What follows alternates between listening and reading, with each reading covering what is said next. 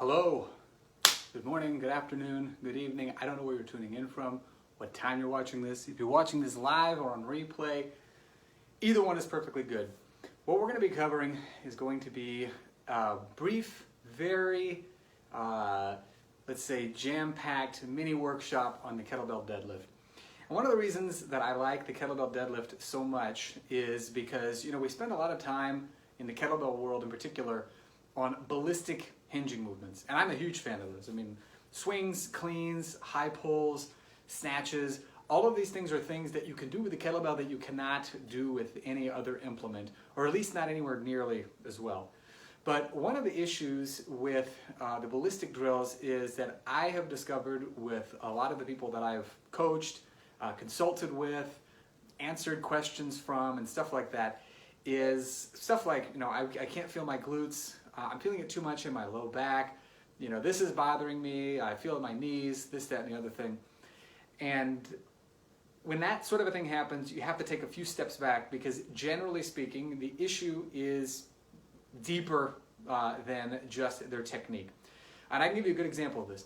A number of years ago, one of my colleagues was at a kettlebell recertification weekend. And one of the things you have to do if you are going to be either doing assistance work at certification, or it's going to be, back in the days they used to have like specific recertification workshops. Now I think it's not quite like that anymore. But you have to recertify your own skills.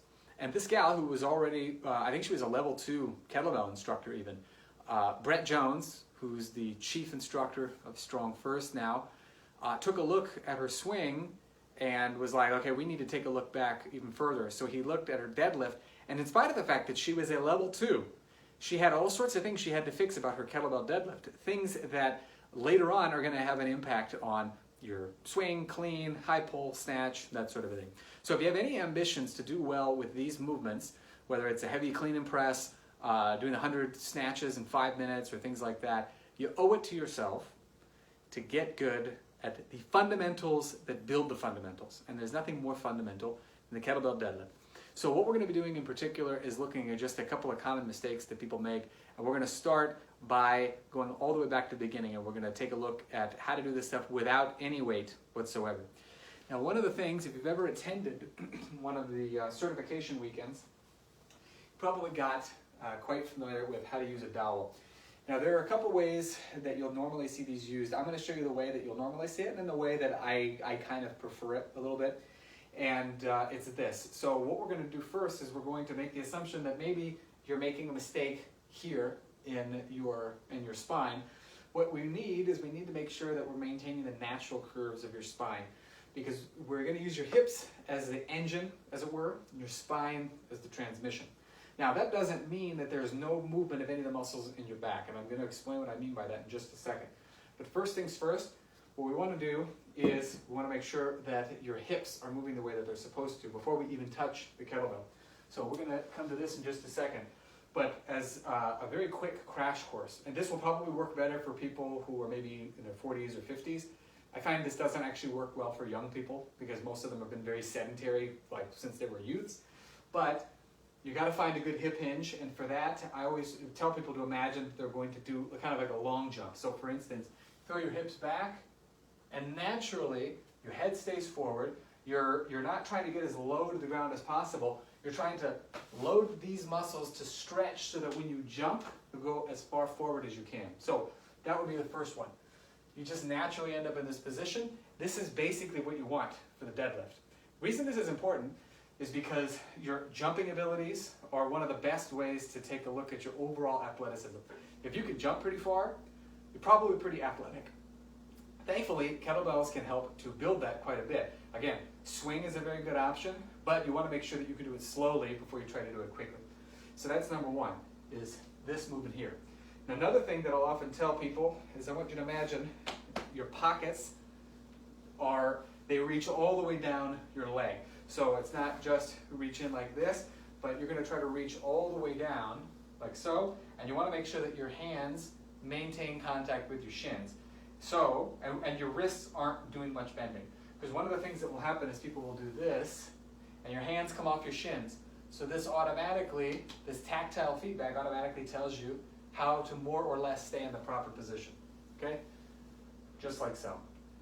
Once you've got this down, next thing is working on making sure that your spine is not doing a lot of bending. There are deadlift variations where that's fine, but generally speaking, we're gonna wanna start with the movements that you're gonna be doing the most of. You don't want this sort of spinal flexion in swings, cleans, snatches, things like that.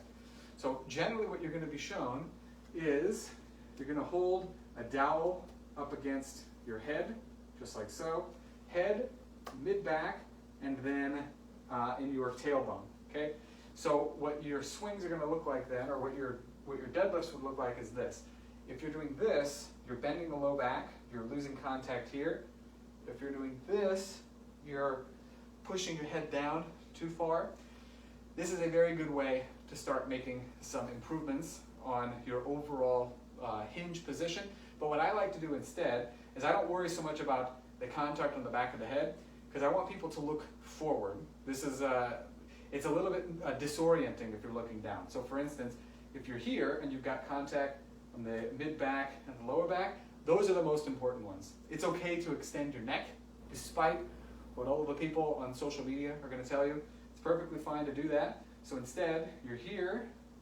You can even hold this with just one or both hands like this, and you're going to reach back like so, and you're allowed to actually look with your head, okay?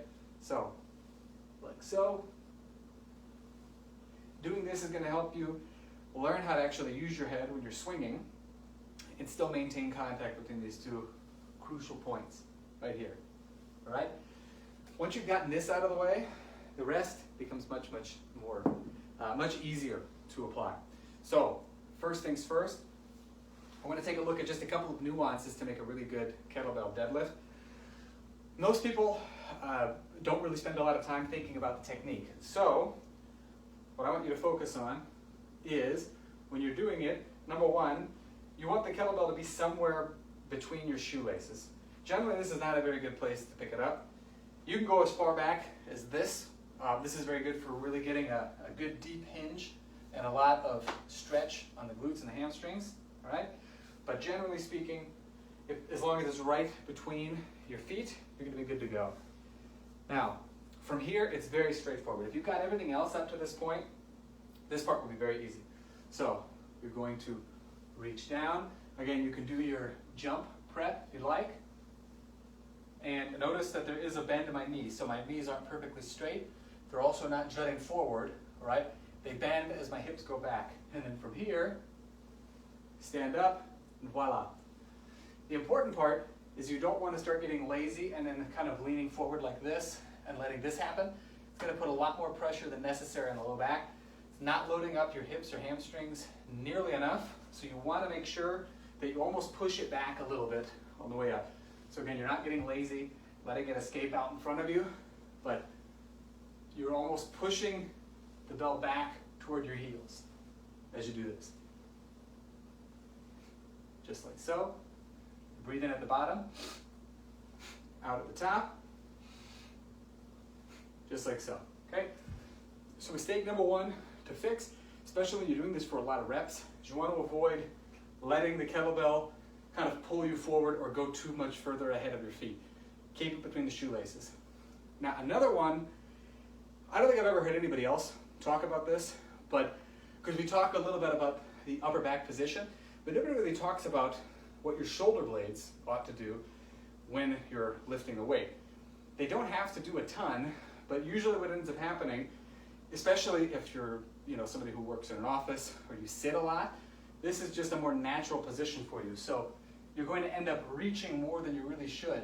And what we want to do is we want to try to teach the upper back to help you to sort of guide the kettlebell.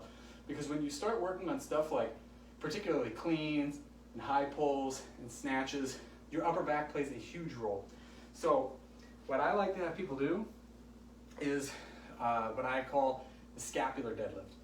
So you're going to take a quick look at what I'm doing here and notice the kettlebell. I'm going to show you from the front and from the side. So I'll show you from the side first so that you can get the right idea. So I get into position, okay?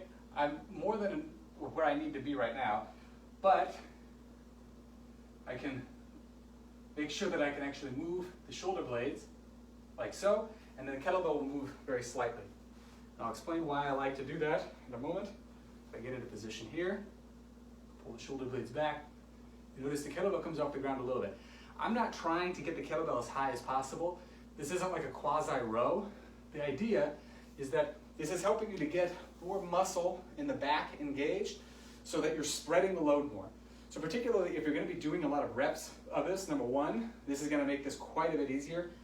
Even your heavier weights are going to start to feel quite a bit lighter. But then the most important thing is that you are going to be able to transfer this into your swings, cleans, high pulls, and more, because you're training your shoulder blades to function along with the hinging movement now when it's slow, and not trying to learn it later when it's fast, okay? So, once again, in this position, this is just an easy drill to kind of get the idea of what you want the bell to do. And again, notice I'm not doing anything like this. It's like a centimeter, maybe half a centimeter off the ground that the bell is moving, right? So then the way you do this, everybody understands you need to stand up, but what you do is you do this scapular deadlift and then standing up at the same time, and it just feels like the weight floats with ease, just like so. Okay, it's almost imperceptible, so it's like 1, 2 at the exact same time. 1, 2, 1, 2, just like this. And then eventually when I go to swing, my shoulder blade muscles help me to keep my posture looking good, but you can also start to feel them helping to guide the positioning of the hands, so that again, when the time comes to clean, to high pull, to snatch, you're gonna be more than ready for it, all right? So once again, make sure the kettlebell is somewhere between your shoelaces. Closer you can get them to your heel, or the closer you can get the kettlebell to your heels, the better, okay? And you wanna pull twice, think about it like that. From the shoulder blades, and then from the hips. Voila, all right? Now, a couple of other troubleshooting things that you might find helpful. As time goes on, again, if you've addressed this early enough with the hinging without any weight, you should be good to go. But sometimes people have a little bit of a difficulty with that. So, or they have a little bit of a difficulty with exactly what their knees should be doing. So what I like to do is to elevate my feet ever so slightly. Not the entire foot, but the ball of the foot. So what this is going to do is this is going to require you to have the proper balance, because if you're bending the knees too much, your heels are going to want to come up. If you're trying not to bend the knees at all, the balls of the feet will come up. So, right here, get into position.